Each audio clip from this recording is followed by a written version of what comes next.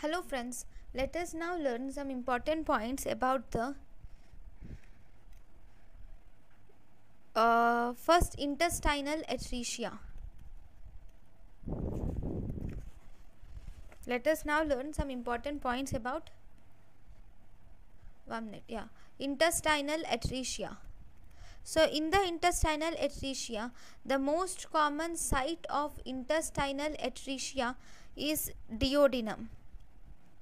And what is the most common site of neonatal intestinal atresia, intestinal obstruction?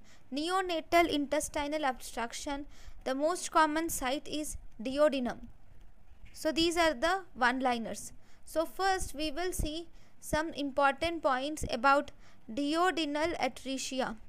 This duodenal atresia occurs as a result of failure of vacuolization of duodenum from the solid cord stage. That means if this is the duodenum, normally this cord which is present, this cord will have to it will have to vacuolize and it form like this.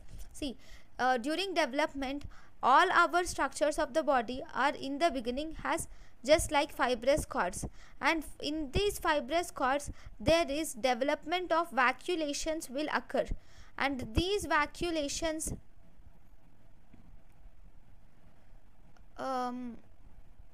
development of vacuolations will occur, and these vacuolations, right, and slowly there will be development of vacuolations, okay, and these vacuolations will combine together to form a cavity like this, okay.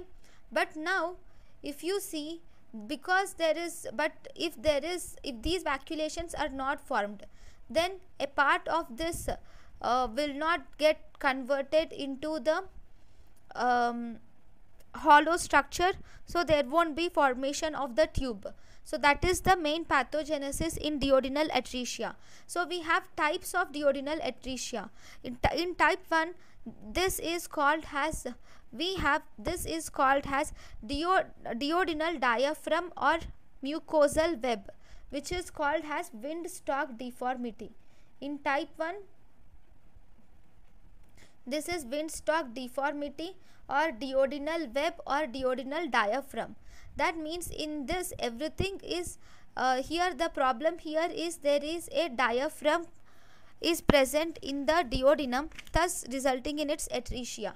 Then in type 2, the two ends of the duodenum are connected by a fibrous cord. So this is type 2 duodenal atresia. Then in type 3 duodenal atresia, the two ends are completely separated. This is type 3 duodenal atresia.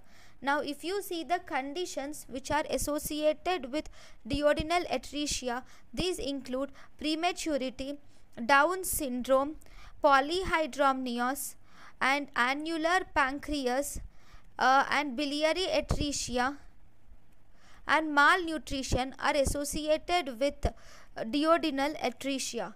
Then if you see the clinical features, you can see bilious vomiting, because here the atresia is seen most commonly after the opening of the bile duct. So there is bilious vomiting is seen, and on chest x-ray you will see the presence of double bubble sign. And the treatment of choice for this condition is you will have to do a diamond shaped duodenostomy can be done. Diamond shaped duodenostomy can be done. So this is about the duodenal atresia. Then after the duodenal atresia, the next important disorder is jejunal atresia. So this jejunal atresia is more common than ileal atresia. This isolated jejunal atresia occur in around 80 to isolated jejunal atresia occurs in around 80 to 90% of cases, whereas multiple atresia are seen in 10 to 20% of cases. So if you see the classification, first we have type 1 type 1 jejunal atresia, where there is presence of membranous atresia and the mesentery is long and it is intact. So type 1 is you have membranous atresia and the mesentery is intact and long. Membranous atresia, mesentery is intact. Okay, next we have type 2. In the type 2, if you see, there are the two ends of the intestines are joined together by a cord shaped structure. Okay, and here the mesentery is almost normal except it is not present over the cord shaped area. Okay, this is fibrous cord. Then we have type 3. In type 3, the two bowel loops are separated from each other. They are not joined in either way, and the mesentery here is V shaped. Here there is blind ends are separated completely and there is V shaped mesentery is seen. Right? Next you have type 4.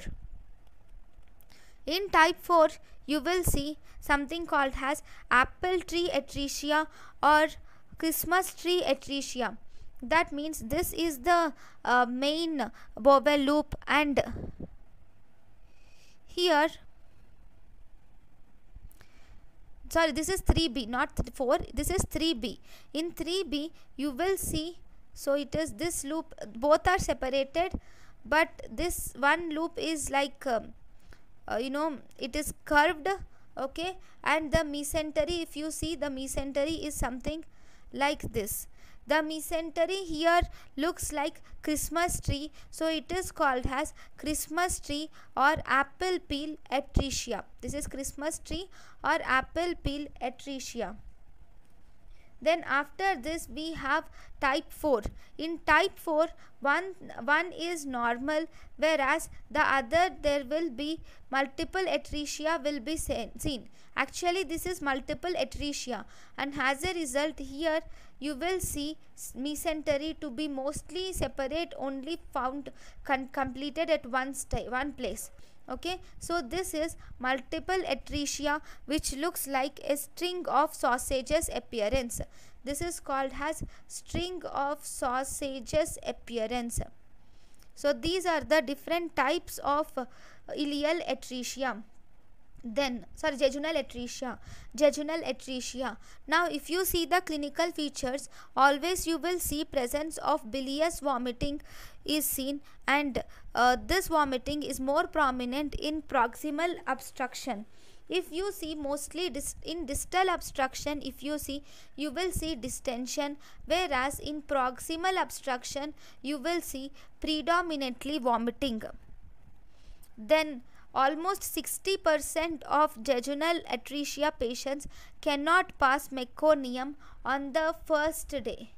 And if you do X-ray, you will see presence of dilated bowel loops are seen with no gas or absence of gas distally. You will see dilated bowel loops with absence of gas distally. This is also diagnosed by prenatal ultrasonography also. As in prenatal ultrasonography, you will see presence of maternal and you will also see maternal history of polyhydramnios is also seen, and prenatal ultrasonography will detect the jejunal atresia or small intestinal atresia. Now treatment is, we can give IV fluids are given along with antibiotics are given to the patient, and we do proximal gastric decompression is done, and even proximal gastric decompression is done in these patients. And we can do exploratory laparotomy is done. In exploratory laparotomy, we will resect the atretic segment and then we will anastomose it. If this is the atretic segment, we will resect it and then anastomosis is done. So if you see the prognosis here is excellent with almost 90% of survival. and the main problems are problems in this intestinal atresia. If you see, mainly there is risk of adhesive adhesion formations are seen, and there can be necrotizing enterocolitis can be seen in children. So these are the important points about the jejunal atresia. Next, the next important disease which we would like to deal today is about small intestinal duplication. In small intestinal duplication, if you see here, the mucosa lined, so in small intestinal duplication, these are also called as duplication cysts, or we also have a name for them. These are duplication cysts of GIT. Okay, actually they are the cysts, but these cysts are in continuous with the GIT. I will draw them, then you will know. First, the most common site of small intestinal duplication is ileum. They are located mainly along the mesenteric border, and they all contain 3 layers. All the 3 layers are present in these duplication cysts of intestine. So they also share a common wall and blood supply. They are of 2 types. One, we have cystic, second is tubular. If you see, I will first tell you about the cystic. So in the cystic type, so this is the bowel loop, okay, then this is the duplicated small bowel. This is the duplicated small bowel cyst. So this cystic type, it does not communicate with the small bowel. Here you can see the presence of a wall between it, right? So it does not communicate with small intestine. So you can see here, what does this cause? This will cause partial small bowel obstruction is caused by this cystic type of intestinal duplication cyst. Then we have the second one, which is tubular type. This tubular type is almost present in 25% of cases, whereas cystic type is present in 75% of cases. Tubular, it is present only in 20% of cases. This looks something like this. So this is the tubular cyst, and here you can see the communication between the tubular type of intestinal duplication cyst and the direct communication with the small bowel. You can see this. This will also contain ectopic gastric mucosa is also seen in tubular type of intestinal duplication cyst. You will see the presence of bleeding. This because of the ectopic mucosa, here gastric mucosa, here you will see presence of bleeding with hematochezia is seen.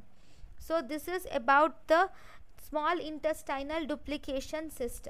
Then if you see the clinical features, here you will see the presence of recurrent abdominal pain with vomitings and hematochezia. On ultrasonography, you will see the presence of triple layer effect is seen. On ultrasonography, you will see the presence of triple layer effect.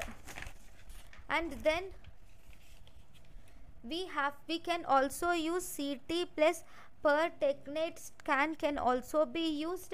Then but the investigation of choice is CECT is the investigation of choice, right? Next, if we see the treatment mainly includes, if this is the segment with the cyst, we will have to resect the segment with the cyst, and then you will have to anastomose it. Okay, this is how you will do. Resection and anastomosis is done. This is done if it is short duplication. If it is short duplication, you will do resection and anastomosis. But you think it is large duplication, a very large duplication, then you cannot resect that big amount of bowel, right? In such cases, we will have to resect this area. Here we will resect this part, and then we will anastomose it like this.